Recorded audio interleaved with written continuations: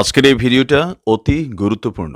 দেখা মাত্র প্রত্যেকটা বাংলাদেশী নাগরিক এটা ভিডিওটা শেয়ার করে দিবেন, কারণ আমি যে তথ্যগুলো দিচ্ছি। মোহাম্মদ ইউনূসের একের পর এক ভুল স্ট্র্যাটেজিতে কার্যত অসহায় হয়ে গেছে বাংলাদেশ। কালকে ইন্ডিপেন্ডেন্ট নেটওয়ার্কে একটি ভিডিও করেছিলাম, সেখানে বলেছিলাম মোহাম্মদ ইউনূস সর্বদলীয় বৈঠকে বিভিন্ন রাজনৈতিক দলগুলোকে বোঝানোর চেষ্টা করছেন আসলে ভারতের জন্য বাংলাদেশের এই দুরবস্থা, অর্থাৎ বাংলাদেশের যে বর্তমান অবস্থা তার সবকিছুর মূলে আছে ভারত। ভারতই নাটের গুরু, ভারতই নাকি আধিপত্যবাদকে এস্টাবলিশ করার জন্য বাংলাদেশকে সম্পূর্ণভাবে ধরাশায়ী করেছে। যদিও এই কথার সপক্ষে কোনো প্রমাণ বাংলাদেশের কোনো মিডিয়া কিন্তু তথ্যভিত্তিক আমাদের সামনে তুলে ধরতে পারেনি। আবেগ দিয়ে তো অনেক কথাই বলা যায়, আবেগ দিয়ে তো আমিও বাংলাদেশকে সন্ত্রাসবাদের রাষ্ট্র হিসাবে বলে দিতেই পারি, কিন্তু তার সপক্ষে যুক্তি এবং প্রমাণ না থাকলে আন্তর্জাতিক মহল কিন্তু এই রকম ছেদো কথাবার্তার কোনো গুরুত্ব দেয় না। বাংলাদেশ সরকারের পক্ষ থেকে কালকে আরো এক নজিরবিহীন পদক্ষেপ নেওয়া হয়েছে। তারা এবার ভারতের বিপক্ষে জনসাধারণকে মানে আরো আবেগকে কাজে লাগানোর জন্য সেনাবাহিনীকে নামিয়ে দিয়েছে। কালকে বাংলাদেশের সেনাবাহিনীর পক্ষ থেকে একটি প্রেস কনফারেন্স করা হয়েছে, সেখানে ভারতকে তারা বলেছে যদি পুশিন, এই পুশিন শব্দটা আমি বিস্তারিত আপনাদের বলবো, যদি পুশিন বন্ধ না হয় তাহলে ভারতবর্ষের বিপক্ষে তারা কোনো বড় অ্যাকশনও নিতে পারে। কোট আনকোট এই ধরনের কথাবার্তায় বাংলাদেশের সেনাবাহিনীর পক্ষ থেকে এসছে। সেখানে পুশিনকে নিয়ে ভারতকে চমকানি দেওয়ার চেষ্টা করা হয়েছে সেনাবাহিনী এবং বাংলাদেশের পক্ষ থেকে। প্রথম কথা হলো সেটা যে একটা পুশিন হতে থাকবে আর আমরা বসে থাকবো, এটা ভাবারও কোনো অবকাশ নেই। বিজিবি এটা নিয়ে কাজ করছে এবং সরকারের সংশ্লিষ্ট যারা আছেন তারা অবগত আছেন বিষয়টি নিয়ে। ইন্টারন্যাশনাল কনভেনশন অনুযায়ী একটা পার্টিকুলার জায়গা পর্যন্ত সেনাবাহিনী যেতে পারে, তার বাইরে যেতে পারে না প্রয়োজন ছাড়া। তো এই পরিস্থিতিতে পুশিন বিষয়টি আমি মনে করি এখনো বিজিবি সুন্দরভাবে নিয়ন্ত্রণ করতে পারছে। পরিস্থিতি যদি উদ্ভব হয় যেখানে সেনাবাহিনী ইনভলভ হওয়ার দরকার হবে, সরকারের নির্দেশে নিশ্চয়ই সেনাবাহিনী সেটাতে যাবে। বাট এই মুহূর্তে BGB is managing it very nicely এবং নিয়ম প্রথা অনুযায়ী তারা কাজটা করছে। বাট আবারও বলবো, এটা কাম্য নয়, এটা ইজ নট অ্যাকসেপ্টেড। পুশিনটি কি দেখুন, সহজ সাধারণ ভাষায় যদি পুশিনটা আপনারা বোঝার চেষ্টা করেন তাহলে দেখবেন এক ঝাঁক বাংলাদেশি অনুপ্রবেশকারীকে বর্ডার দিয়ে ফের সে দেশে পাঠিয়ে দেওয়া, এটাই ভারতবর্ষ নাকি করছে এবং এটা নাকি বাংলাদেশ আর মেনে নেবে না। তোমাদের দেশের লোক তোমাদের দেশের বর্ডার টপকে ভারতবর্ষে ঢুকেছে, ভারতের সম্পদকে ব্যবহার করছে, ভারতের বিভিন্ন জিনিসকে ইউজ করছে, আর তোমরা তোমাদের দেশের লোককে নেবে না, সেটা তো হতে পারে না। ভারতবর্ষ দিনের পর দিন যেভাবে অনুপ্রবেশকারী নিয়ে বর্তমানে অতি অতি সক্রিয় হয়ে গেছে, তা সামলাতে বাংলাদেশেরও কিন্তু মাথায় হাত পড়বে। এবং এটা যদি আপনি গ্রাউন্ড লেভেল রিয়েলিটিতে দেখেন তাহলে দেখবেন বাংলাদেশের কিন্তু ভয়াবহ বিপদ হতে পারে যদি ভারত এই প্রবণতা আগামী 30 দিন বজায় রাখে। কেন আমি বলছি, তার আগে একটু ছোট ইনফরমেশন দিয়ে দিই।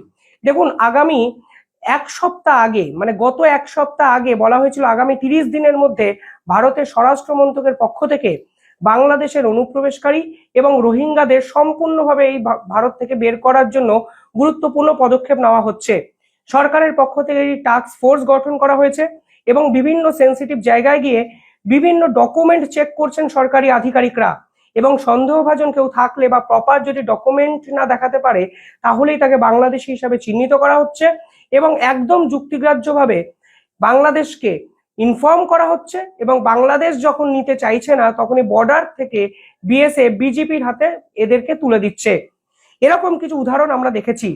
কিছুদিন আগে একটি খবর এসেছিল, গাজিয়াবাদে 160 জন অবৈধ বাংলাদেশিকে ধরে ভারতীয় সেনা এবং গাজিয়াবাদ থেকে তাদের উড়িয়ে ত্রিপুরাতে নিয়ে আসা হয় আগরতলায়, এবং আগরতলা থেকে বিজেপির হাতে কিন্তু তুলে দেওয়া হয়। এই ঘটনাটা সম্পূর্ণভাবে ঘটে 25শে মে 2025। পরবর্তীকালে আরো এরকম কথা আমাদের সামনে আসে। বাংলাদেশ এবং ভারতের যে ইস্টার্ন বর্ডার আছে, 12ই মে 2025-এ সেখান থেকে দেখা যায় 500 জনকে ফের বাংলাদেশে পাঠানো হয়েছে, কারণ এদের কাছে কোনো ডকুমেন্ট নেই। এই সময়ই আরো একটা ঘটনা হয় রাজস্থানে, যেখানে 140 জন আনডকুমেন্টেড বাংলাদেশি ধরা পড়েন এবং ভারতীয় সেনারা ফের বাংলাদেশে তাদেরকে স্থানান্তরীকরণ করেন। পরবর্তী ঘটনা 4ই মে 2025, এর আগে ঘটনাটা হয়েছে তারপরে প্রকাশ্যে আসে, সেখানে গুজরাটে 300 জন অবৈধ অনুপ্রবেশকারীকে ধরা হয়। এবং এই পুরো বিষয়টি কিন্তু বাংলাদেশকে বারবার জানানো হয় এবং বাংলাদেশ সরকার অত্যন্ত বুদ্ধিমত্তার সাথে বলে যেরকম নিয়ম সেই নিয়ম পালন করুন, ডকুমেন্টস ভেরিফিকেশন করুন, আপনারা আমাদের জানান, আমরা সিদ্ধান্ত নেব বৈঠক করে, তারপর আপনাদের আমি জানাবো। অর্থাৎ ছলে বলে কৌশলে এই প্রসেসটা নিয়ে তারা কিন্তু লেন্দি একটা বিষয় ইনভাইট করতে চান এবং বোঝা যায় তারা এই অনুপ্রবেশকারী ফিরিয়ে নিতে চাইছেন না। তার জন্যই ভারত সরকার ডিপ্লোম্যাটিক প্রসেসে পুশ ইন প্রসেসটাকে কিন্তু শুরু করে দেন এবং ভারত সরকারের পক্ষ থেকে অফিসিয়ালি বিভিন্ন জায়গায় জানানো হয়েছে এই পুশ ইন ইমপ্লিমেন্টেশন আসলে ডিপ্লোম্যাটিক প্রসেসেরই একটি পার্ট এবং আমরা বিএসএফ এর পক্ষ থেকে বিজেপির হাতে সবাইকে তুলে দিচ্ছি। তোমাদের দেশের লোক তোমরা নেবে না তো আমরা নেব নাকি? তোমরা কবে ডিসিশন নেবে, তোমরা মিটিং ডাকবে, তোমাদের কোন সরকার সিদ্ধান্ত নেবে কোনো কেউ জানে না। তোমাদের আসলে সরকারে মোহাম্মদ ইউনুস কতদিন থাকবে কেউ জানে না। তোমাদের এই সরকার নির্বাচিত সরকারই নয়, মানে তোমাদের সরকার কি বলবে তার জন্য আমাদের অপেক্ষা করে থাকতে হবে? এই রকম দৈন্যতা বা এইরকম দিন ভারতের আসেনি। তোমরা তোমাদের মালপত্র, তোমাদের এই জিনিসপত্র এই অনুপ্রবেশকারীদের তোমরা রাখো, আমরা এই দায়িত্ব আর নিতে পারছি না। বাংলাদেশে গিয়ে কিছু অনুপ্রবেশকারী একাধিক ইন্টারভিউ দেন, তারা বিভিন্ন ক্ষেত্রে বিভিন্ন তাদের স্মৃতিচারণ করেন। তারা বলেন গুজরাট থেকে প্রথমে কিছু জনকে কলকাতায় নিয়ে আসা হয়েছে এবং কলকাতায় নিয়ে এসে চোখ বন্ধ করে লঞ্চে করে নাকি বাংলাদেশের সুন্দরবনের সাইডে কাউকে ফেলে দিয়েছে ভারতের বিএসএফ। যদি বিএসএফ এই কর্মকাণ্ড করে তাহলে দেশের স্বার্থে কোনো ভুল আছে বলে অন্তত আমার মনে হচ্ছে না। এখানে অনেকে অনেক রকম কথাবার্তা বলবেন, কিন্তু আসলে এটা তো বাস্তব। যেভাবে ভারতবর্ষকে অশান্ত করার চেষ্টা বাংলাদেশরা করছে এবং বাংলাদেশের মোহাম্মদ ইউনুস স্বয়ং এই ষড়যন্ত্রে জড়িত, তারপরে কিভাবে আপনি অনুপ্রবেশকারীদের গুরুত্ব দেবেন? এটা তো গুরুত্ব দেওয়া কখনোই সম্ভবই নয়। কারণ এই অনুপ্রবেশকারীদের মধ্যে কে আতঙ্কগ্রস্ত, মানে আতঙ্কবাদী আছে, কে সন্ত্রাসবাদী আছে, কেউ জানেই না। ফলে আমরা কেন আমাদের রাজ্যে, আমাদের দেশে এদেরকে জায়গা দেবো? সেটাই তো বড় প্রশ্ন। আর আমাদের দেশের সম্পদ আমাদের ট্যাক্স পেয়ারের টাকায় কিন্তু তৈরি। এই ট্যাক্স পেয়ারের টাকা কেন আমরা অবৈধ বাংলাদেশিদের পিছনে খরচ করব, সেটাও তো এই মুহূর্তে সব থেকে বড় প্রশ্ন। ডোনাল্ড ট্রাম্প যখন ক্ষমতায় এসেছিলেন তখন অবৈধ অনুপ্রবেশকারীদের ভারতবর্ষে পাঠিয়ে দিয়েছেন, তখন আপনি ডোনাল্ড ট্রাম্পকে সমর্থন করতে পারেন। আর আজকে ভারত যখন অবৈধ অনুপ্রবেশকারী বাংলাদেশিদের খুঁজে খুঁজে অন্য দেশে, মানে বাংলাদেশেই পাঠাচ্ছে, তখন আপনি সমালোচনা করবেন। এই দ্বৈত সত্তা দয়া করে এই মুহূর্তে দেখাবেন না, প্রয়োজনও নেই। কালকে ভারতের সেনাবাহিনীর পক্ষ থেকে একটি প্রেস কনফারেন্স করা হয়। তাদের দাবি হলো ভারতবর্ষ 1975 সালের ইন্দো বাংলা বর্ডার গাইডলাইন মানছে না, এমনকি 2011 সালে coordinated border management plan CBMF এইটিও নাকি ভাইলেট করছে ভারতবর্ষ।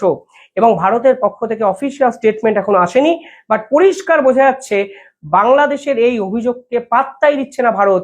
মানে এই যে ফ্রাস্ট্রেশনের বহিঃপ্রকাশ, সেটাকে ভারতের কাছে কোনো নমিনাল কোনো সমস্যা ছাড়া এই মুহূর্তে ভারত কিছু ভাবছেই না।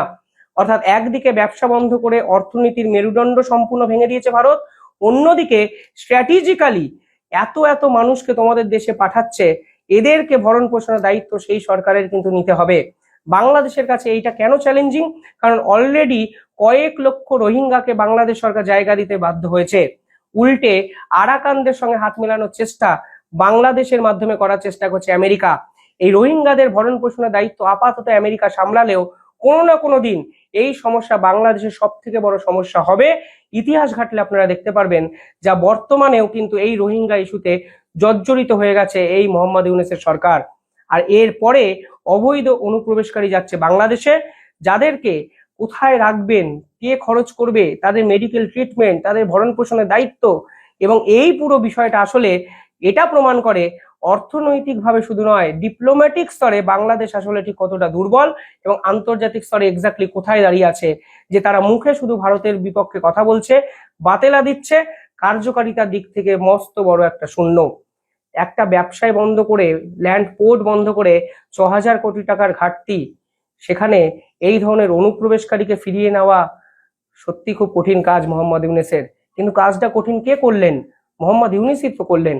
প্রথম থেকে 7 সিস্টার্স নেওয়ার হুমকি দিলেন, চীনকে ডেকে এনে এয়ারবেস গড়লেন, আর এখন আপনার দেশের মানুষদের আপনারা ফিরিয়ে নেবেন না টাকার জন্য? তা তো হতে পারে না। কিভাবে দেখছেন এই পুরো বিষয়টা আপনারা কমেন্টে জানান, এবং চ্যানেলটি ভালো লাগলে একটু সাবস্ক্রাইব করে দেবেন।